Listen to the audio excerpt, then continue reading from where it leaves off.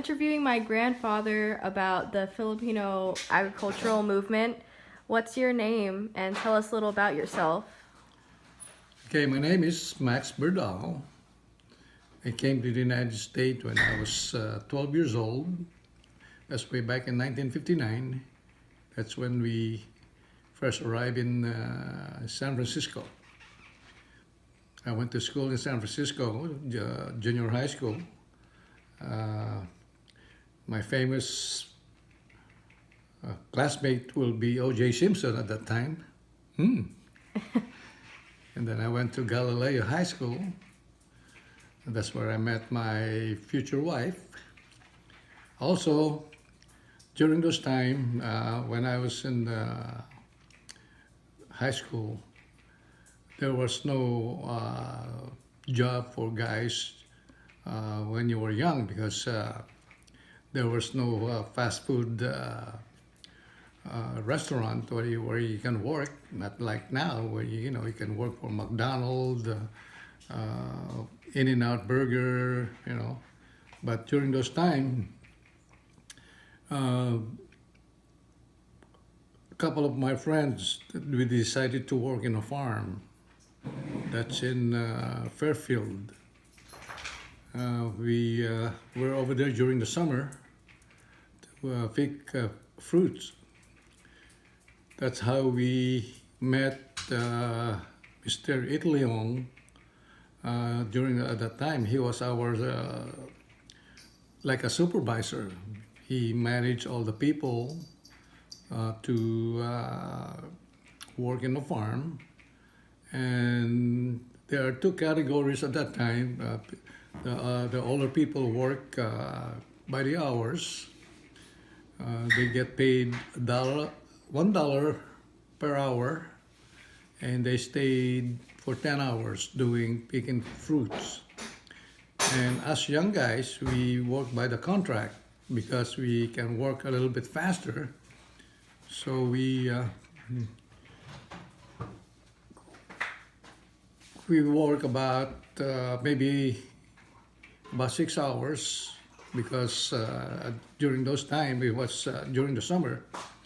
It was really hot, so we start early in the morning, about 6 o'clock, and then we quit around 2 o'clock. So anyway, we got involved. I get to know Mr. Itleong. Like I said, he was the supervising person. So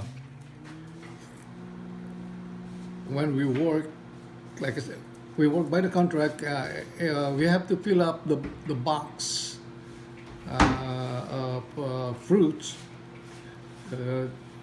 and they charge us 40 cents per box. So once we get our $20 at that time, so we quit. But those older people, they work till they get their 10 hours, their $10. But as a young guys, we work so fast during picking fruits. It's not all the Filipinos there, but they had a lot of Mexican from Mexico.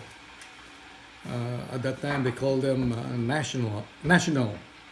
So they hired them to work in the farm. So this is how I get to know Mr. Itleong. And even during the winter time, we got to work in Fresno to pick grapes. Even during the summer, we pick raisin grapes in Fresno, and it's still Mr. Itleong is still the acting supervisor in our area in the farm. So I noticed that it's more at that time. It's a lot of more Mexican are working, and not too many Filipinos at that time because when they when they hired all the Filipinos way back in the 1920s, uh, they were some of them were sent to Hawaii, and they hired a lot of young guys to work in Hawaii and in California.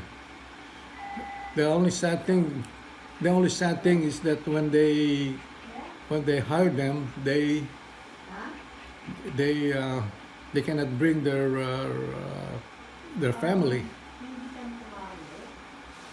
You know, they cannot bring their family, and of course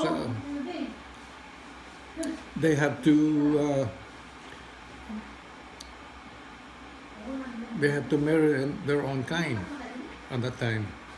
Uh, so they cannot marry a white uh, fe- female because at that time there's a lot of discrimination at that time.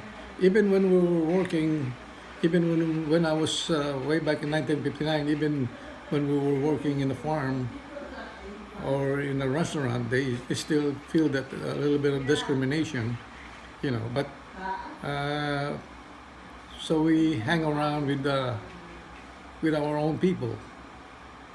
Even then, with your own people, especially the Filipinos who were born here, they kind of discriminate us because maybe we don't speak, maybe we have the accent, you know, they're laughing at us because we have the accent, you know, we're FOV, they call it the fresh off the boat. So, yeah, you know, the big discrimination there on your own kind. So anyway, our living condition while working in the farm was not that good because when we were in Fairfield, you know, they put us in a like a chicken coop barn, and they, you know, even the toilet we have to go out to go to the toilet, you know. Uh, the shower is the same thing, you know. Then if the hot shower run out, then it's tough luck. You have to take a cold shower.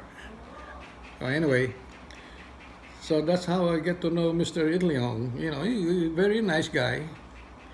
Uh, the only thing that he wasn't recognized that much because, like I said, it's not too many Filipino farmer at that time because it's more Mexican people.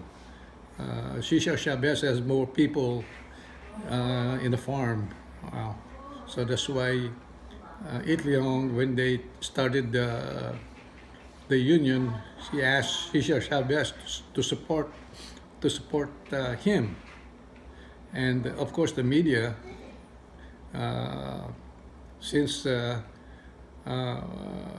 Cesar Chavez speak good English, so he become the spokesperson for the union. So, any more question? No, I think that's good. Okay. Do you want to say anything else? Yeah. Well, like what? I don't know. You can say anything. Yeah. Yeah. At that time, it was really hard for us, but the what I can say about this is that the movies costs only 25 cents at that time. Oh yeah, I used to sell newspaper too in the corner of Fifth Street and Mission. You know, I get about a dollar. If I sell a dollar, I mean, if I sell 10 papers, I get $1, $1, and that's good money then, way back in 1959, 1960. And the gas probably cost only maybe about 15 cents. I think a gallon, 15 cents a gallon. You know, way back in 1959, 1960, 65, 62. Yeah, 1960. So it was very cheap then. When you take the bus, it probably cost us 10 cents at that time, taking the bus in San Francisco. So any more you want to know during those time? No, that's good. Okay. Thank you. Thank you.